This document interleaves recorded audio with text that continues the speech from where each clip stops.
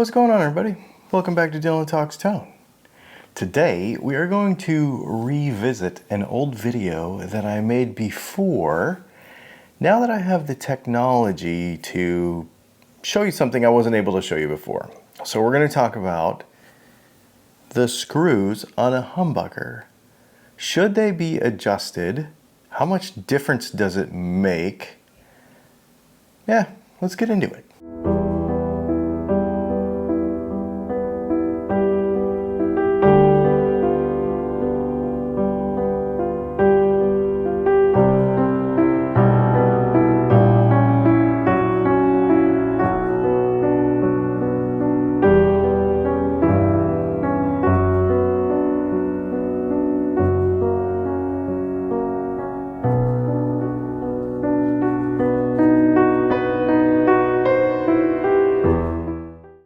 So just to be clear, we're going to go ahead and talk about what we're adjusting here. We've got a couple of different adjustments that are possible to make on a humbucking pickup.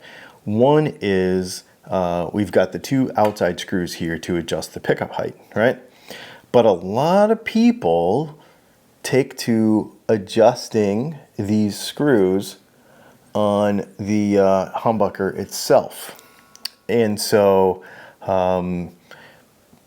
the question becomes, should we do it? I get it all the time. Will it, ruin the pickup? No, it doesn't really ruin the pickup, not on a conventional humbucker.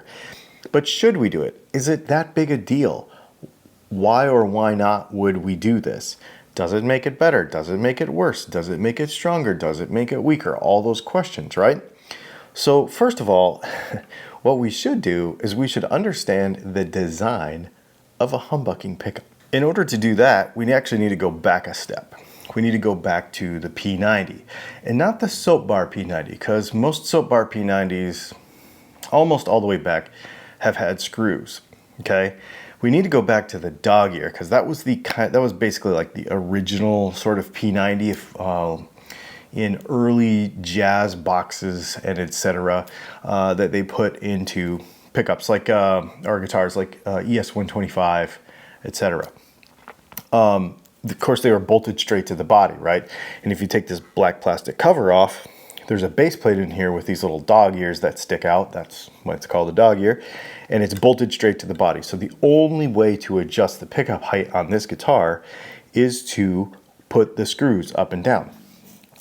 Now, when this pickup originally came out, it did not have screws. They were actually just metal studs. I want to say 1948-49, and I want to say the first screws, I could be a little bit off on this, and I'm sure someone who knows more than me about this will jump in the comments, but I'm pretty sure it was in the 51, 52 area where they started to get screws, okay?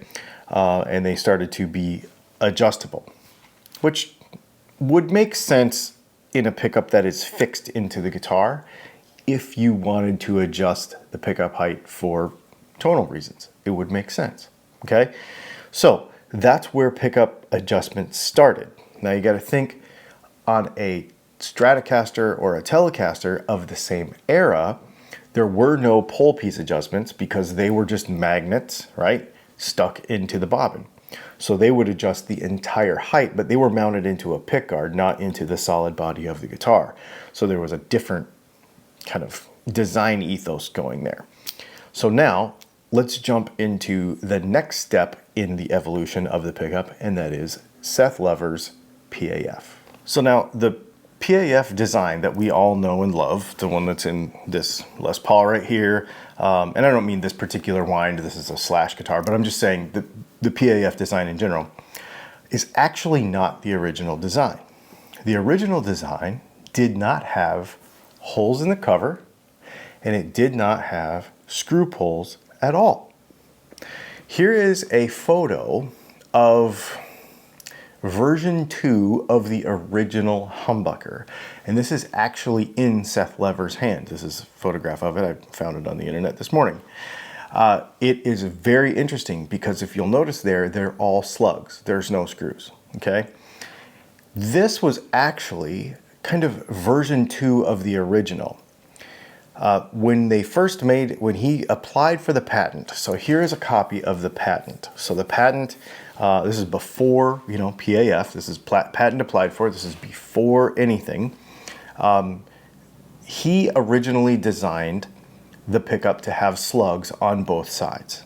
There were not supposed to be any screws at all whatsoever, because he knew that the evenness was important. And when you change the diameter of the slug, which a screw is much skinnier than a slug, and the length of the screw, and make it stick out the bottom, that will affect the overall strength and balance between the two coils. He knew this, and so he designed them both to be slugs. But Gibson didn't like that, and so they said, we want to show, for marketing purposes, that you can see what's in there. So he made this concession to cut the holes. But that was not enough, because people before up to this point realized that they wanted to adjust the height of the screws on their P90s. I'm going to read you something. This is from an actual interview with Seth Lover discussing why there were screws in humbucker pickups. You see, when I first designed this, I had the cover plain on the original one. I wanted them to sell it without any adjusting screws, because I found that with this there was much difference between the first and second strings, like there is on most of the old non-adjustable type. There was quite a difference in the first and second string, but this didn't seem to make that major difference, and I thought it was not necessary to have pole pieces. Well, when you take away a talking point from a salesman, it's like breaking off your arm. The first thing I came up with an idea was just fake some things there, so I stamped them on the cover, but that didn't please them either. By that time, we already made the patent application. That's why it went through that way. So they finally decided they wanted screws in there, so I put adjusting screws in it for them. Then the question they asked me was, which way should these screws set? So, as you can see here, this was purely marketing. He wanted them to not be adjustable, because he knew that there would be a disparity between the diameter of the screw as well as the height of the screw. There's a whole bunch more details in this article about this. But basically, the bottom line is this was a marketing decision, because Gibson wanted them to be adjustable. They wanted a sales point for the pickup. They wanted a talking point for the pickup that they could say this was better than the old one, or this was just as good as the old one with these new features. So here's a familiar feature, adjustable screw poles, and a new feature, humbucking. So this was a marketing thing. It had nothing to do with the technical aspect of the pickup. In fact, it sort of hurt it, which is really interesting. There's also another thing in here. People ask, does it matter which way the pickup goes in the guitar? Is it going to make a big difference in the sound? So you've got, the screws and the slugs in there. Which way does it work? Then the question they asked me then was, which way should those screws set? Should they set up or down? Well, you've got to give them an answer. So I decided to take one closest to the fingerboard and put the screws facing it, and the one closest to the bridge towards the bridge. Laughing, he said that made them happy.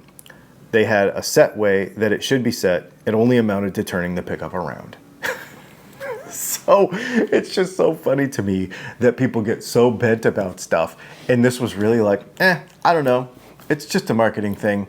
Let's just give them an answer, and and this is the person who invented this thing, okay? So, I mean, it's not me. This is the person who invented it. I think it's kind of funny. So the question becomes then, if it wasn't designed that way, what happens when you do adjust it? Because people think that it makes a big difference in the tone, and people think that, I want a stronger screw coil, so I'm going to adjust whatever. What is it actually doing? Let's go over to the bench. Let's grab a Gauss meter, and I'm going to show you something very interesting. Okay, so we're going to do a little experiment here.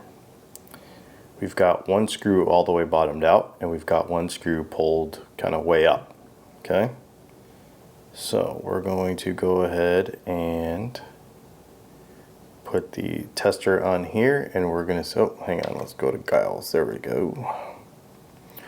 And we're going to go to this screw and we're going to put it on here and we're going to see 314, 315, 316.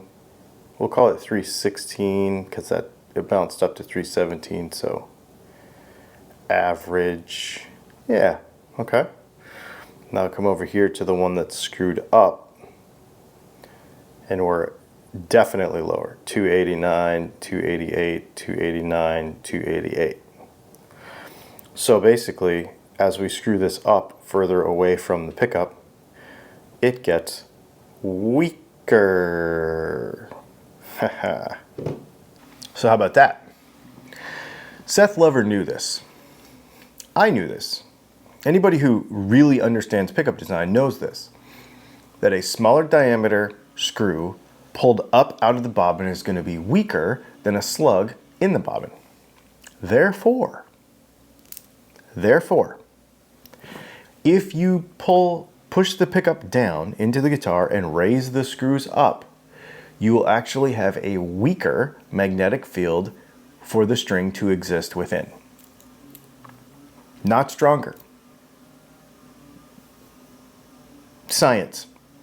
I'm not making it up. It's science.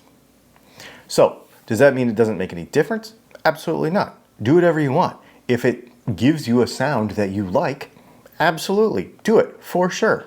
Just know that it's not doing what you think it's doing. Very interesting conversation to have. Let me know in the comments how you set yours. I just leave mine alone. They're flat, it's whatever. I just leave them alone. And then, I just play the guitar. And I adjust the entire height of the pickup up and down because the whole magnetic field then moves up and down because you're actually physically moving the magnet when you do that. You're physically moving the magnet closer and further away from the strings, and that's actually moving the entire magnetic field, which is actually affecting a thing. If you just move the screw out of the magnetic field like you're doing there, it does the opposite, as we saw on the Gauss beater. So let me know. Of course, this doesn't make any wrong answers. It's just let me know how you adjust your pickup. I'm just curious to know how much you mess with it. Have you experimented with it? Let me know. Let me know in the comments.